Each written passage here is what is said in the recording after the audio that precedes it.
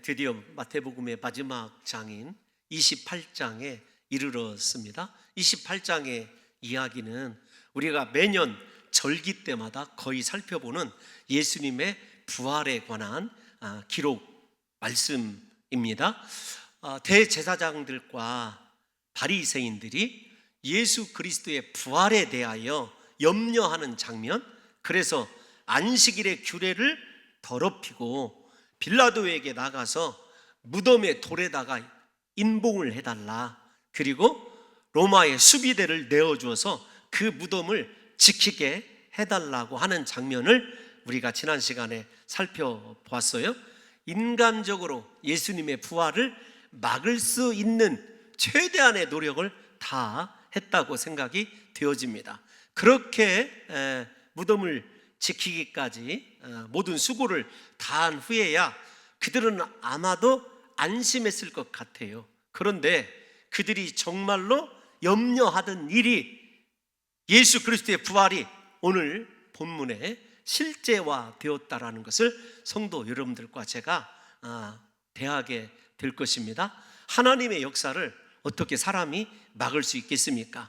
그래서 우리가 역설적으로 설명을 해드리면 인간의 약함과 유한함을 인정하고 언제나 하나님을 의지하는 신앙을 갖고 하나님 쫓아가는 그 신앙이 가장 확실한 하나님의 은혜와 부활의 능력과 복을 누리는 길이라고 말씀드릴 수 있습니다. 오늘 부활의 기사를 시작하면서 마태는 시간에 대하여 또 한 번 우리에게 특별한 기술을 하고 있어요. 안식일이란 말을 사용하지 않았다. 왜 사용하지 않았는가? 준비일, 그 이튿날, 그 다음날, 이렇게 길게 표현을 했는데 오늘 본문도 우리가 잘 아는 대로 이 대제사장들과 바리새인들의 최근의 이야기만 빌려드려도 사흘 후에 이렇게 이야기하면 끝날 것 아니겠습니까? 그런데 오늘 28장 1절을 보시게 되면 안식일이 다 지나고 안식 후 첫날이 되려는 새벽, 성경에서요 시간을 이렇게 길게 표현한 곳은 이곳이 유일합니다. 그러면 안식일 규례 때 여러분들에게 안식일 규례를 더럽힌 바리새인들을 마태가 그들의 허물을 지적하기 위해서 안식일이 더럽혀진 그 안타까움과 더불어 시간을 그렇게 기술했다고 말씀을 드렸지 않습니까?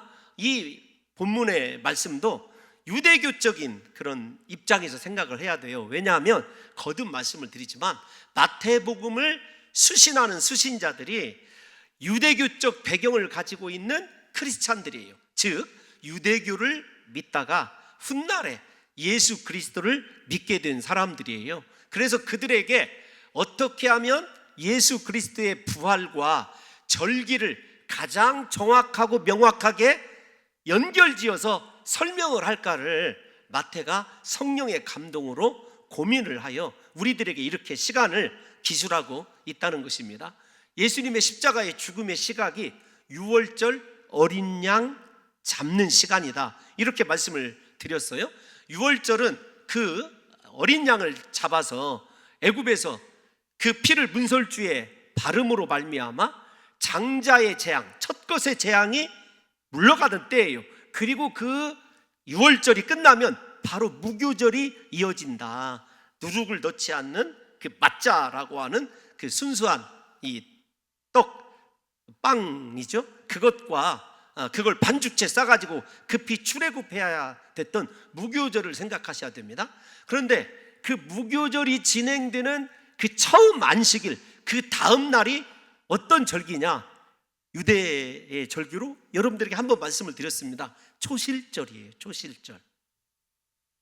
초실절은 그 해의 처음 익은 곡식을 하나님 앞에 그 곡식단을 제사장이 흔들면서 예배하는 절기가 이 초실절입니다. 그런데 우리 사랑하는 성도 여러분들이 오늘 이 마태의 시간 서술을 통해서 아셔야 될 것이 있어요.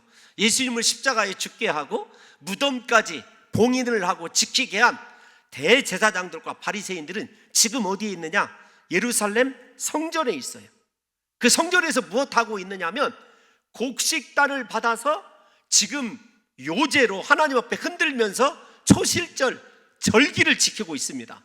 그런데 예수님의 무덤에서는 예수 그리스도께서 성경에 이 신약에서 독특한 표현이지 않습니까?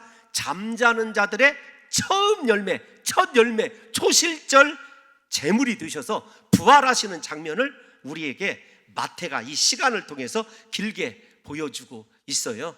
그러니까 우리가 예수님의 십자가의 죽으심, 그리고 무덤에 머물러 계심, 무교절, 그리고 부활하심의 첫 열매가 되는 초실절까지를 마태가 유대교적 배경을 가지고 있는 사람들에게 이 절기가 예수 그리스도의 죽으심과 부활을 통해서 완성되었구나 라고 하는 것을 문자적으로 지금 보여주고 있어요. 그래서 28장 1절을 그렇게 바라보셔야 되는데, 조금 더 깊이 들어가면 이 부활의 처음 열매가 되신 예수 그리스도의 그 은혜로움을 우리가 다양하게 좀 접할 수가 있습니다. 왜 그런가 하면은 제사장들이 초실절 절기 예배를 드릴 때에 사용하는 곡식단이 있습니다. 곡식단이 대부분, 여러분 유대 문헌에 미시나라고 하는 문헌이 있어요. 그 문헌을 찾아보게 되면 게네사렛 평야 이런 말이 나옵니다. 게네사렛 평야는 어디에 나올까요? 게네사렛 호수는 많이 들어봤지 않습니까? 갈릴리 호수 저편에 있는 평야지대가 있어요. 그것을 그냥 일반적으로 게네사렛 평야라고 하거든요. 그런데 이 게네사렛 평야는 삼각주입니다. 삼각주라고 표현하는 것이 조금 부정확할 수도 있지만, 왜 삼각주라고 표현을 하냐면 그 게네사렛 평야에 유명한 도시가 있어요. 어떤 도시냐면 가버나움, 고라신, 벳세다예요. 여기를 이렇게 들어보시면 예수 그리스도께서 가장 많이 머무시면서 산상수훈을 주시고 놀라운 기적을 가장 많이 행하신 고을들이 그 고을들이에요. 그런데 이스라엘의 그 기후상 그곳에서부터 추수가 이루어지거든요.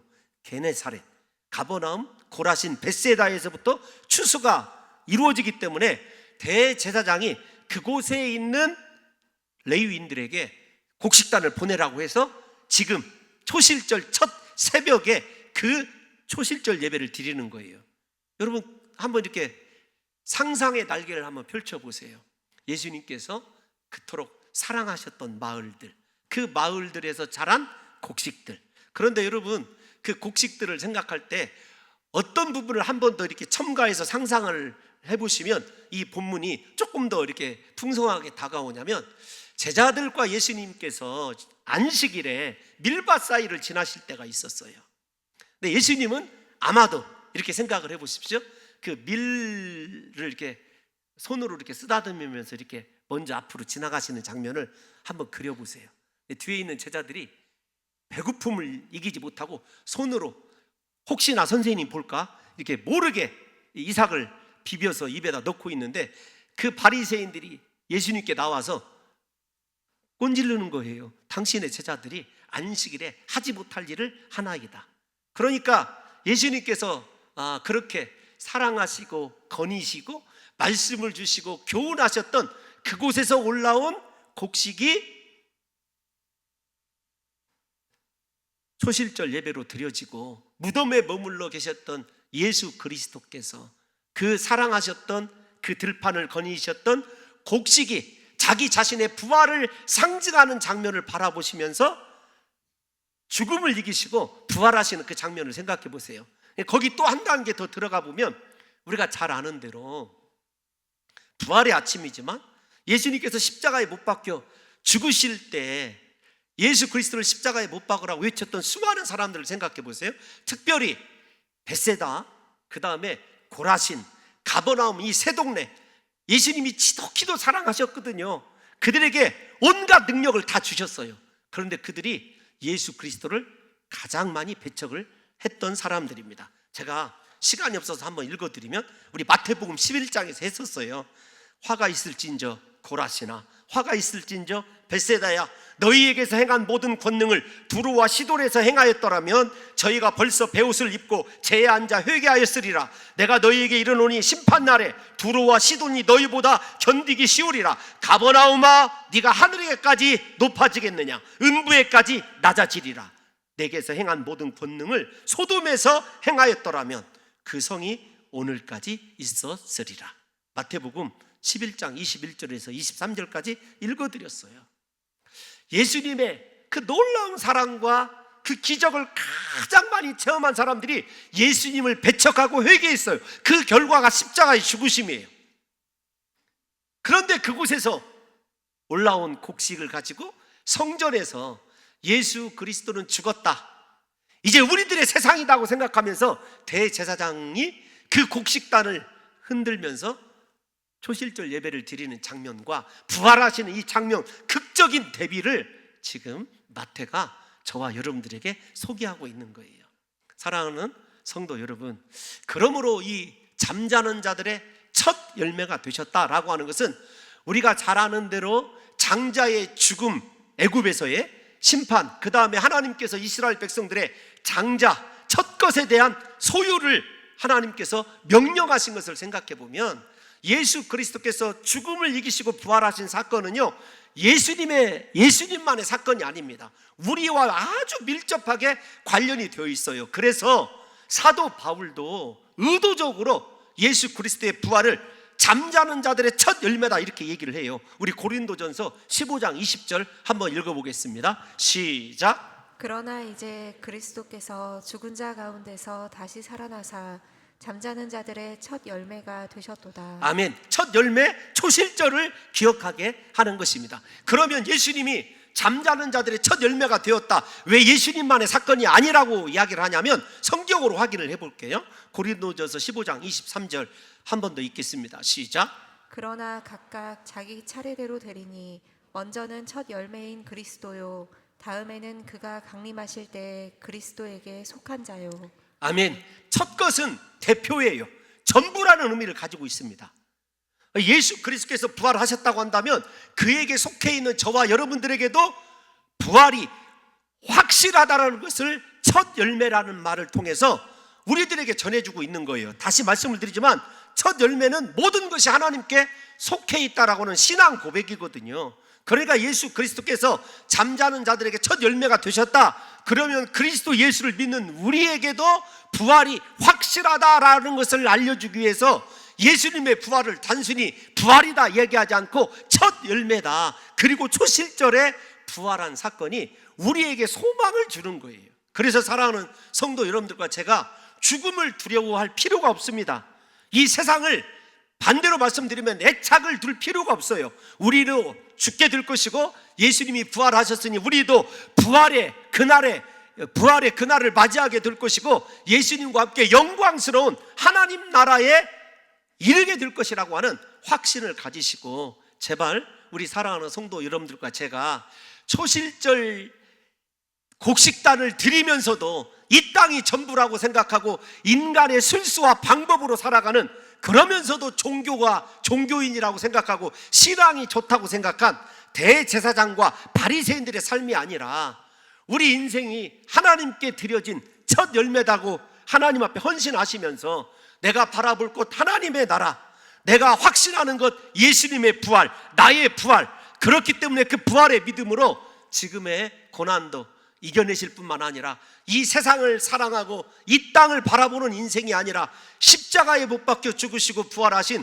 그리스도 예수만 바라볼 수 있는 믿음의 사람들이 되시기를 예수님의 이름으로 축원합니다. 만약에 사랑하는 성도 여러분들이 하나님의 나라와 예수 그리스도의 십자가의 죽으심을 바라보지 못하고 있다면 곡식 생각해 보세요. 세상의 물질을 들고 성전에서 그 물질을 흔들면서 예배하면서 이것으로 내 신앙이 참 위대하다, 나는 구원받은 자다, 잘못된 거예요. 부디 소원합니다. 그 예배의 목적이 예수 그리스도의 부활이다, 초실절의 목적이 진정한 신앙의 의미를 깨닫지 못하고 드리는 종교적 행위가 무슨 유익이 있겠습니까?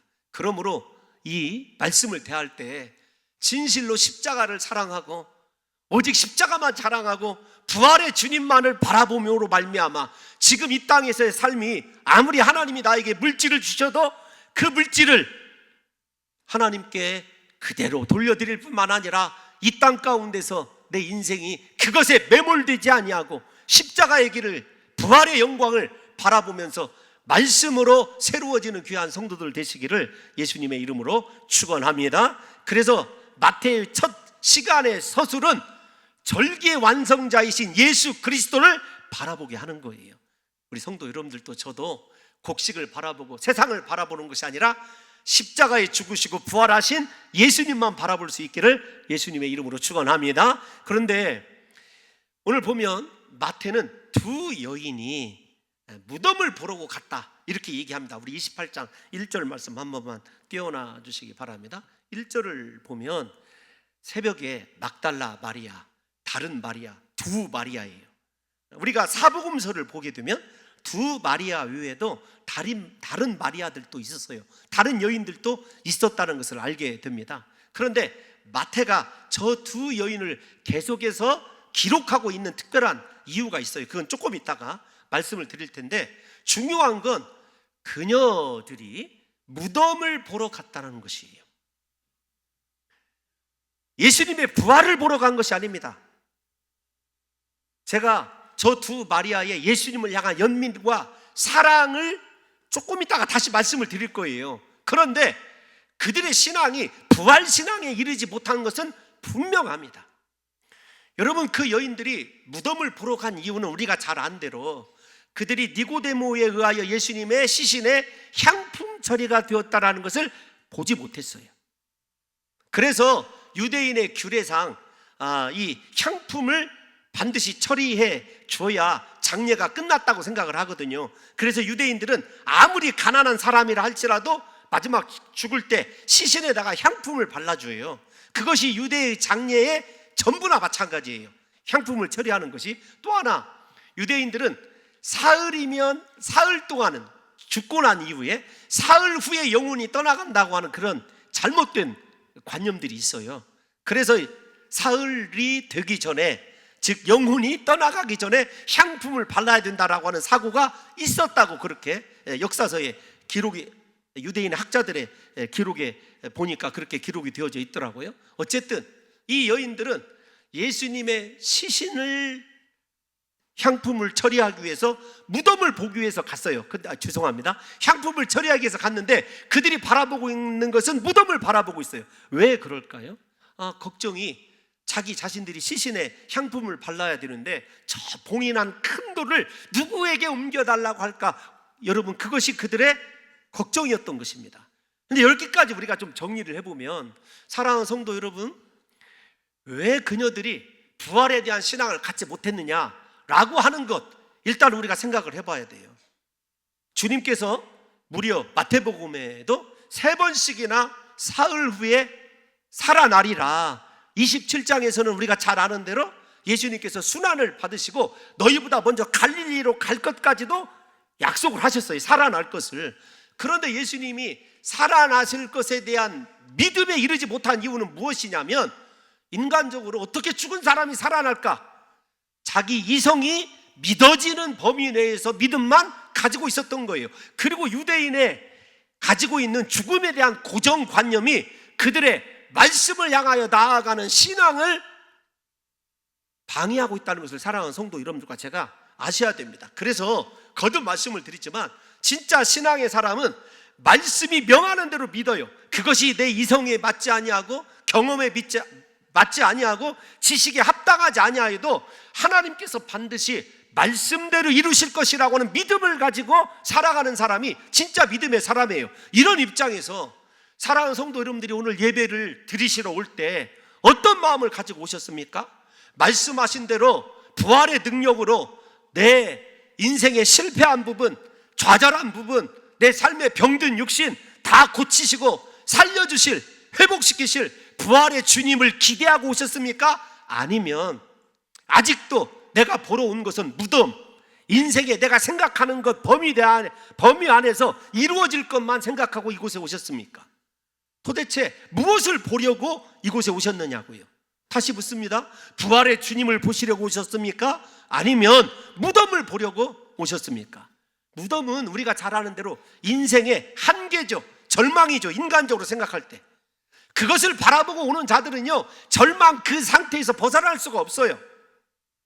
그러나 이 시간에 예배할 때 부활의 주님을 만나기 위하여 주님이 말씀하신 대로 내 인생을 회복시키시고 나와 영원토록 함께 해주신다고 하는, 나를 살게 하실 것이라고 하는 믿음을 가지시고 이 예배의 자리에 계시다고 한다면, 부활의 주님께서 우리 사랑하는 성도들의 그 믿음을 보시고 부활의 영광을 나타내 주실 줄로 믿습니다. 그래서 우리에게 무엇을 보려고 하느냐라고 하는 것은 삶의 전부와 같아요. 예수 그리스도를 믿고 신앙으로 산다고 하는 우리가 왜 내 생각에 불가능하면 하나님도 불가능할 것으로 생각하고, 내 생각에 도저히 안 된다고 생각하면 하나님도 안 된다고 할 것이라고 생각하는지를 우리가 깊이 반성해 보시면서, 날마다 모든 예배의 순간이 부활의 주님을 만나고 인생이 하나님께서 큰 기쁨으로 절망을 바꿔주시고 슬픔을 바꿔주실 하나님의 능력과 은혜를 기대하는 믿음의 사람들로 이 예배를 사모하시고 하나님의 자리에 날마다 동행하시는 귀한 성도들 되시기를 예수님의 이름으로 축원합니다. 무엇보다도 중요한 것은 이 천사가 6절을 한번 띄워놔 주세요. 6절에 보면 이 두 마리아를 은근히 꾸짖어요. 어떻게 꾸짖냐면, 그가 말씀하시던 대로 살아나셨느니라. 그러니까 무슨 말입니까? 너 왜 말씀을 믿지 아니하느냐고 하는 책망이에요. 책망. 여러분, 하나님의 말씀에 기록된 대로 주님께서 내게도 지금도 살아서 역사하시고 부활의 영광을 나타내 주실 줄 믿습니까? 여러분, 우리에게 말씀대로의 신앙이 있느냐고요. 오늘날 한국 교회가 약화된 것, 앞에서 말씀드린 대로 내 인생의 생각대로 하나님을 끌고 가려고 하는 그 어리석은 신앙이 하나님의 놀라운 초자연적인 역사와 기적을 제한하는 시대를 우리가 살아가고 있다고요. 앞에서 설교를 시작할 때 인생은 유한합니다. 하나님만이 전능하신 하나님이고 사람이 하나님의 일을 막을 수가 없어요. 그렇다고 한다면 우리가 기대해야 될 것 하나님밖에 없지 않습니까? 하나님의 말씀대로 예수님이 살아나셨다고 한다면 오늘 또 우리가 말씀 붙잡고 기도하는 대로, 말씀 붙잡고 신뢰하는 대로 하나님께서 우리에게 기적을 나타내 주실 줄로 믿습니다.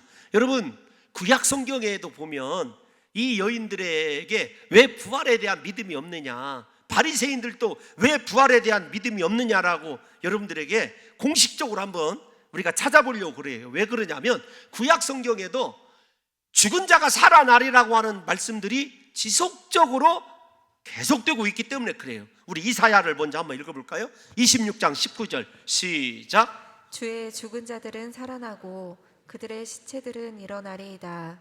티끌에 누운 자들아, 너희는 깨어 노래하라.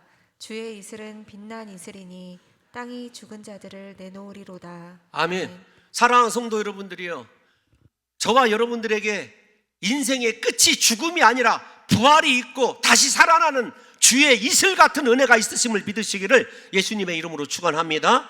여러분, 다니엘은 뭐라고 얘기를 했을까요? 다니엘 12장 말씀 2절 시작. 땅의 티끌 가운데에서 자는 자 중에서 많은 사람이 깨어나 영생을 받는 자도 있겠고 수치를 당하여서 영원히 부끄러움을 당할 자도 있을 것이며. 아멘. 저 말씀을 읽을 때요, 정신이 번쩍 나요. 제 가슴 속에서 살아나라는 건 확실한데 영생을 선물로 받고 하나님께 자라있다고 칭찬받을 부활인가, 아니면 영원히 부끄러움 당할 부활인가를 우리 성도 여러분들과 제가 생각한다면, 지금 이 순간에 우리의 신앙을 새롭게 해서 걱정하고 염려할 것이 아닙니다.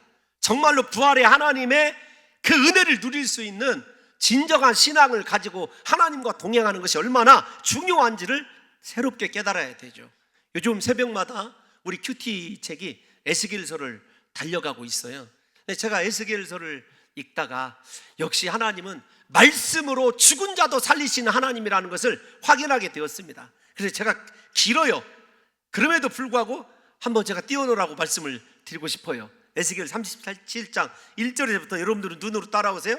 제가 빠르게 읽을게요. 여호와께서 권능으로 내게 임재하시고 그의 영으로 나를 데리고 가서 골짜기 가운데 두셨는데 거기 뼈가 가득하더라. 나를 그 뼈 사방으로 지나가게 하시기로 본즉 그 골짜기 지면에 뼈가 심이 많고 아주 말랐더라.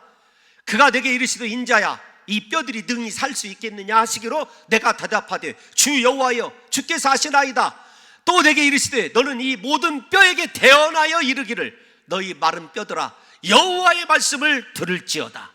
5절 6절은 우리 성도 여러분들이 읽겠습니다. 시작. 주 여호와께서 이 뼈들에게 이같이 말씀하시기를 내가 생기를 너희에게 들어가게 하리니 너희가 살아나리라. 너희 위에 힘줄을 두고 살을 입히고 가죽으로 덮고 너희 속에 생기를 넣으리니 너희가 살아나리라. 또 내가 여호와인 줄 너희가 알리라 하셨다 하라. 아멘.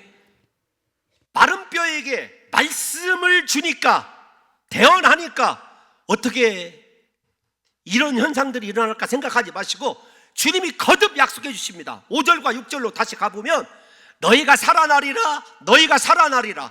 오늘 말씀대로 말씀을 의지하고 오늘 하나님 앞에서 믿음을 가지고 나오신 사랑하는 성도 여러분들이 살아나는 역사가 있게 될 줄로 믿습니다. 우리 인생에 왜 절망해야 되냐고요? 왜 낙심해야 되냐고요? 사람은 할 수 없습니다. 이 시간이 내 생각에 도저히 이런 기적이 일어날 수 없을 것 같다. 그 순간이 하나님이 일하실 때임을 믿으시고 이렇게 선포하십시오. 주여 내게 말씀하여 주시옵소서. 말씀대로 내가 살아날 줄 믿습니다. 여러분 이 확신을 하나님께서 에스겔에게도 다니엘에게도 이사야에게도 보여주신 거예요. 뿐만 아니지 않습니까? 예수님께서 이 복음서를 읽어보면 죽은 자들을 3번이나 살리셨어요. 회당장 야이로의 딸을 살리셨습니다. 말씀으로 명하셨죠. 달리다금 일어나라 소녀야. 일어나는 것 우리가 다 알고 있지 않습니까? 나인성 과부의 아들을 향하여 청년아 일어나라. 일어났습니다. 나사로를 향하여 나사로야 나오너라. 죽은 지 나흘이나 돼서 썩어 냄새나는 나사로가 걸어 나오는 것을 우리가 성경을 통해서 보고 있지 않습니까? 오늘 그 하나님은 지금도 살아계십니다. 우리에게 필요한 건 말씀대로 하나님을 의지하고 그 말씀이 반드시 내게 이루어질 것을 믿는 믿음이라고 하는 것을 아셔야 돼요. 그래서 안타깝게도 이 여인들은 부활에 대한 믿음이 아니라 무덤이라고 하는 현실을 보러 왔을 뿐임에도 불구하고 예수님께서 그녀들에게 부활의 영광을 처음 목격하게 하는 은혜를 허락해 주시죠. 왜 그랬을까요? 앞에서 말씀을 드렸어요. 인간적인 연민이고 인간적인 사랑이지만 그녀들은 예수님과 함께 있었어요. 언제나. 마태가 왜 이 두 여인의 행적에 대해서만 그렇게 집요하게 계속해서 이야기를 하냐면 갈릴리에서부터 예루살렘에 따라왔습니다. 예수님이 십자가에 못 박혀 돌아가시는 그 순간까지 십자가의 길을 같이 따라갔었고 십자가 밑에 있었습니다. 무덤 앞에도 있었습니다. 부활하는 그 아침에도 예수님과 함께 있었어요. 지금 마태가 우리들에게 얘기해 주고 있는 진정한 제자, 그래도 믿음이 연약해도 부활의 능력을 체험할 수 있는 사람이 어떤 사람이냐면 상황과 환경이 아무리 바뀌어도 예수님과 함께하고 있는 사람에게는요 예수님의 히든 카드, 부활의 영광이 나타난다는 거예요. 그래서 우리 성도 여러분들에게 간절히 부탁드리고 싶은 것이 있어요. 여러분 아무리 고난이 찾아오고 인생의 위기가 닥쳐와도요 하나님 떠나지 마십시오. 예수님과 함께 하셔야 됩니다. 기도의 자리를 떠나서는 안 돼요. 예배의 자리를 떠나서는 안 됩니다. 사명의 자리를 떠나서는 안 돼요. 오직 하나님께서 보내신 곳에서 주님을 기대하면서 하나님 내 인생 내 삶의 시각으로 바라보면 절망밖에 없지만 이 절망을 기쁨으로 부활의 능력으로 주님께서 바꾸어 주실 것이라고 하는 확신을 가지시고 사랑하는 성도 여러분들이 이 여인들처럼 세상 끝날까지 주님과 함께 계실 때에 주께서 부활의 능력으로 우리 성도들의 삶을 살게 해주시고 회복시켜 주시고 고쳐주실 줄로 믿습니다. 여러분 이것이 지금 부활의 영광을 통해서 우리의 제자됨의 도리가 어떠해야 되는지를 마태가 보여주고 있다는 거예요. 설교를 준비하면서 가장 아쉬웠던 사람이 베드로예요. 만약에 베드로가 예수님을 처음 만날 때를 한번 생각해 보세요. 누가복음 5장 1절에서 11절을 보면 베드로가 예수님을 처음 만날 때 그의 신앙이 어떤 것이었냐면 이런 거 있어요. 그가 밤이 새도록 수고하였지만 고기를 잡지 못했을 때, 갈릴리 바다는 절대 낮에 고기를 잡을 수가 없는 곳이거든요. 그리고 깊은 데에는 절대 고기가 살지 않아요. 그게 베드로의 경험입니다. 그러니까 베드로에게 주님이 야, 너 깊은 데로 가서 그물을 내려라. 그러니까 베드로가 뭐라고 얘기하냐면 내가 밤이 맞도록 수고하였지만 아무것도 잡지 못했습니다. 그러나 말씀에 의지하여 그물을 내리리이다. 이렇게 고백을 하거든요. 그 신앙이 지속되었다고 한다면 맨 처음 부활의 영광을 목도할 수 있었던 사람, 부활하신 주님께 첫 경배를 드릴 수 있었던 사람은 베드로였을 거예요. 제가 여러분들에게 두 번째 함께 권고하고 싶은 말씀이 어떤 것이냐면, 사랑하는 성도 여러분들이요, 주님과 함께 하시면서 말씀만 의지하시기를 예수님의 이름으로 축원합니다. 말씀에 의지할 때 인생에 기적이 일어나는 것 아니에요? 두 가지입니다. 주님과 함께 하시면서 그 말씀을 의지할 때 부활의 주님을 처음으로 만나고 경배했던 이 두 마리아의 영광스러운 은혜가 우리 사랑하는 성도들에게 임하시기를 예수님의 이름으로 축원합니다. 또 하나 있어요. 어떤 것이냐면 마태복음에서 천사의 나타남을 직접 경험한 사람이 누구일까요? 여러분, 마태복음 1장에 보면 요셉이에요. 예수님의 인간 아버지, 육신의 아버지 요셉이 마리아가 임신한 것을 알고 가만히 끊고자 하니까 천사가 나타나서 그 밤에 현몽합니다. 너 마리아 데려오기를 두려워하지 말아라. 성령으로 잉태되었다. 그런데 오늘 마태복음 끝에 보면 예수님의 탄생 때 천사가 등장하고 예수님의 부활 때 천사가 급히 무덤 앞에서 이 여인들을 기다리고 무덤을 열어주는 것을 보게 돼요. 뿐만 아닙니다. 그녀들을 위해서 십자가에 못 박혀 죽으셨을 때 일어났던 지진이 또다시 일어나게 되는 거예요. 이걸 한번 생각해 보세요. 그러니까 그 지진은 이 두 사람만을 위한 지진이에요. 물론 거기에 경비병이 있습니다. 그들도 놀라고 두려워했지만 이 천사들이 예수 그리스도께서 부활하실 것을 말씀하여 주시는 그 장면을 한번 생각해 보시라고요. 하나님께서 어떤 사람에게 그의 천사를 보내시고 갈 길을 가르쳐 주시고 함께 하시느냐면 주님을 떠나지 아니하고 말씀을 의지하는 그 사람에게 초자연적인 역사와 더불어 누가 천사에게 문안받을 사람이 누가 있겠습니까?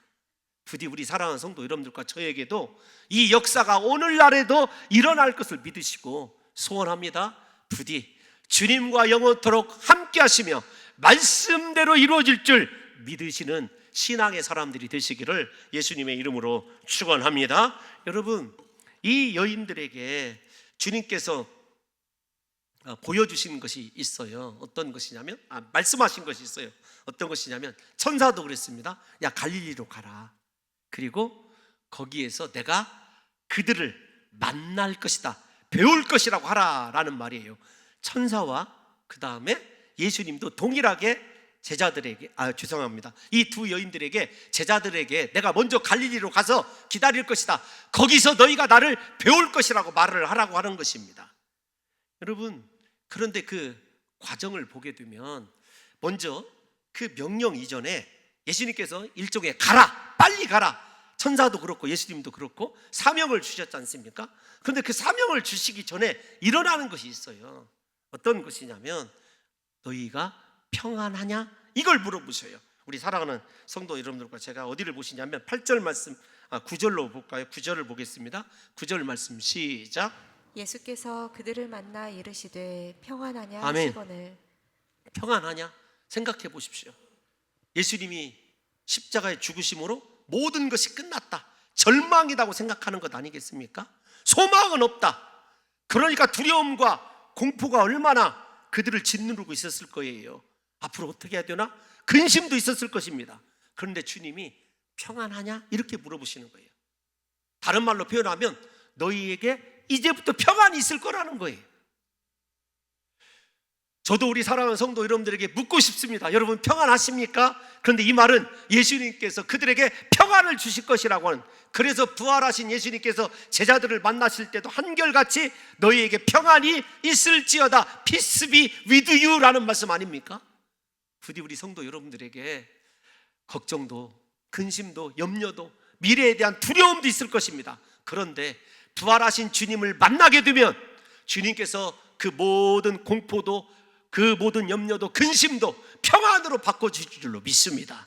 평안하냐라고 말씀하시면서 갈릴리로 가라는 거예요. 그런데 여러분 생각해 보십시오. 갈릴리로 가라는 말씀과 거기서 너희가 배우리라고 하는 이 말씀보다 더 은혜스러운 말씀은 없을 것 같아요. 왜 그러냐면 갈릴리에서 예수님이 그들을 부르셨습니다. 앞에서 설명해 드린 대로 그들과 수많은 말씀으로 교제하시고 기적도 베풀어 주셨어요. 그들이 사명을 받았습니다. 그들이 하나님의 놀라운 능력을 체험했고 제자가 되었던 것 아니겠습니까? 그런데 배신했고 예수님을 버렸던, 저주했던 그들을 주님께서 다시 찾아가 주시고 만나 주신다는 거예요. 중요합니다. 주님이 먼저 그들을 찾아가실 것을 약속해 주신 것은 너무 중요해요. 왜 그런가 하면은 에덴 동산에서 범죄하고 숨어있던 아담과 하와에게 하나님께서 먼저 찾아가 주시는 것 아닙니까? 그들의 수치와 부끄러움을 주님께서 감춰 주셨죠. 마찬가지입니다. 사랑하는 성도 여러분들과 제가 오늘 이 시간에 실패했어도 또 하나님의 뜻과 어그러진 삶을 살았어도 낙심하지 마십시오. 부활의 주님을 사모하게 되면은요, 그 주님이 먼저 나에게 찾아오셔서 내 삶을 평안으로 회복시켜 주시는 놀라운 은혜가 임하게 될 줄로 믿습니다. 이 여인들이 무서워하면서도 큰 기쁨을 가지고 달려가는 그 장면을 생각해 보십시오. 무서워하다라고 하는 것은 하나님의 임재를 경험했기 때문에 경유하고 놀라는 것 아니겠습니까? 그런데 인생의 그 어두움과 모든 염려와 근심이 예수님을 만나자마자 큰 기쁨으로 바뀌게 되는 것을 우리가 보고 있잖아요. 사랑하는 성도 여러분들이요, 우리의 슬픔을, 근심을 기쁨으로 바꿀 수 있는 것, 부활하신 예수님을 만나야 될 줄로 믿습니다. 그 예수님이 기다리고 계신 거예요. 우리의 마음의 문을 두드리고 계신 것입니다. 그런데 내 체면이, 내 고집이, 내 자아가 나에게 그토록 만나기를 원하시는 예수 그리스도의 간절한 외침을 듣지 못하고 있을 뿐이죠. 사랑하는 성도 여러분, 부활하신 주님이 제자들을 찾아가 주셔서 그들에게 새 힘을 주고 위로해 주셨던 그 장면을 생각해 보시기 바랍니다. 그리고 그들을 다시 제자로 보내시는 그 장면을 한번 생각해 보세요. 그들에게 너무나도 자기 자신들의 허무한 믿음, 그리고 결정적으로는 예수 그리스도를 지켜주지 못했다고 하는 큰 마음의 상처가 있을 것 아니겠습니까? 그런데도 주님은 그것에 아랑곳하지 아니하고 그들을 다시 회복시켜 주시는 그 은혜를 생각할 때, 여러분, 실패했어도 괜찮습니다. 때로는 범죄하고 넘어졌어도 괜찮습니다. 주님은 나에게 찾아오셔서 그 부활의 능력으로 우리를 새롭게 하시고 여전히 동일한 하나님의 사명으로 우리가 이 땅 가운데서 하나님의 거룩한 동역자가 되시기를 원하시고 계시다는 사실을 깨달으셔서 오늘 이렇게 기도하시기 바랍니다. 부활의 주님, 나에게 찾아와 주옵소서. 그 주님을 만나심으로 말미암아 우리 사랑하는 성도 여러분들과 저의 인생이 다시 한번 예수 그리스도의 제자로서 하나님을 기쁘시게 하는 위대한 삶을 살아가시기를 예수님의 이름으로 축원합니다. 마지막 하나만 더 살펴보고 싶은 것이 있어요. 10절 말씀으로 한번 띄워놔 주시면, 이제 제자들은 더 이상 제자가 아닙니다. 예수님이 내 형제들에게 이렇게 말씀하셔요. 내 형제라고 하는 말은 신학적으로 아버지 하나님을 동일하게, 하나님을 아버지라고 부를 수 있다고 하는 자격이라고 얘기할 수 있죠. 근데 어떤 거냐면 예수님께서 제자들을 아들의 위치로, 자신의 위치로 끌어올려 주시는 거예요. 그런데 다시 잘 보셔야 됩니다. 그때가 제자들이 다시 목숨 내걸고 사명을 감당할 때입니까? 실패하고 부인하고 도망하여 두려움 가운데 숨어 있을 때입니까? 가장 인생 밑바닥일 때 예수님께서 그들에게 찾아가서 만나 주실 것뿐만 아니라, 이제는 너희가 내 제자가 아니라 내 형제다, 내 자리를 너희들에게 기꺼이 주겠노라고 약속해 주시는 그 사랑을 한번 생각해 보자고요. 여러분, 우리가 조금 뻔뻔한 것 같지만 내 인생의 밑바닥이고 믿음도 다 떨어지고 하나님을 떠나서 내가 살고 싶은 대로 살아온 지금이 어쩌면 부활의 주님께서 저와 여러분들에게 그 능력과 그 사랑을 통해서 예수 그리스도와 동일한 자리에서 하나님을 아버지라고 부르고 하나님께서 맡기신 일을 이룰 수 있는 위대한 인생으로 사용하실 때라는 사실을 깨달으셔서 여러분 절대로 낙심하지 마시기 바랍니다. 절대로 낭망하지 마시기 바랍니다. 부활하신 주님을 바라보심으로 말미암아 예수님과 함께 형제의 반열에서는 놀라운 역사가 있으시기를 예수님의 이름으로 축원합니다. 여러분 설교를 마무리하면서 제가 생각한 것은요, 하나님의 사랑이에요. 실패하고 도망해버린, 부인하고 저주해버린 그 제자들에게도 주님께서 여전히 사랑하시는 이 장면을 생각해 보세요. 우리를 향한 하나님의 사랑은 변함이 없어요. 한결같습니다. 그런데 솔직한 표현으로 하나님을 향한 내 사랑이 변덕스러울 뿐이에요. 조금만 잘해주면 금방 업되었다가 조금만 낙심되면 그냥 언제 내가 예수님을 믿는 사람인가 알 수도 없게 그렇게 타락해버리고 변질되는 우리가 문제라는 거죠. 우리 요한복음 13장 1절 말씀 한번 띄워놔 주시겠습니까? 예수님께서 십자가에 달리시기 전에 제자들에게 보여주신 사랑 고백이에요. 우리 한번 읽어보겠습니다. 시작. 유월절 전에 예수께서 자기가 세상을 떠나 아버지께로 돌아가실 때가 이른 줄 아시고 세상에 있는 자기 사람들을 사랑하시되 끝까지 사랑하시니라. 아멘. 하나님은요, 우리가 실패했을 때나 여전히 하나님을 목숨 다하여 충성하고 섬길 때나 변함없이 끝까지 우리를 사랑하시는 그 하나님이라는 것을 잊지 마시고, 그 하나님의 사랑이 우리 사랑하는 성도 여러분들과 저에게 영원까지 함께 하심을 믿으심으로 말미암아 오늘 믿음으로 무덤이 아니라 부활하신 주님 오늘 내게 오실 줄로 믿습니다. 내가 그 말씀으로 다시 살아나게 될 줄로 믿습니다. 그 믿음대로 이 한 주간에 부활하신 주님의 능력을 체험하시는 복된 성도들이 되시기를 예수님의 이름으로 축원합니다.